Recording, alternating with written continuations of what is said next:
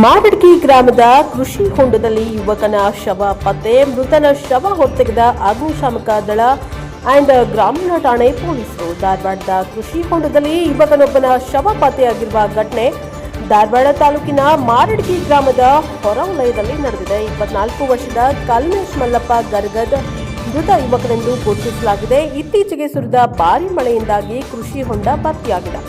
ಈ ಹೊಂಡದಲ್ಲಿಯೇ ಯುವಕ ಕಲ್ಮೇಶ್ನ ಶವ ಗ್ರಾಮಸ್ಥರಿಗೆ ಕಂಡಿದೆ. ಕೂಡಲೇ ಗ್ರಾಮಸ್ಥರು ಧಾರವಾಡ ಗ್ರಾಮೀಣ ಠಾಣೆಯ ಪೊಲೀಸರಿಗೆ ಮಾಹಿತಿಯನ್ನ ನೀಡಿದ್ರು. ಮಾಹಿತಿ ಮೇರೆಗೆ ಸ್ಥಳಕ್ಕೆ ದೌಡಾಯಿಸಿದ ಗ್ರಾಮೀಣ ಠಾಣೆಯ ಪೊಲೀಸರು ಹಾಗೂ ಅಗ್ನಿಶಾಮಕ ದಳದ ಸಿಬ್ಬಂದಿಯೊಂದಿಗೆ ಸ್ಥಳೀಯರ ಸಹಕಾರ ಪಡೆದುಕೊಂಡು ಮೃತ ಯುವಕನ ಶವ ಹೊರತೆಗೆಯಲಾಗಿದೆ.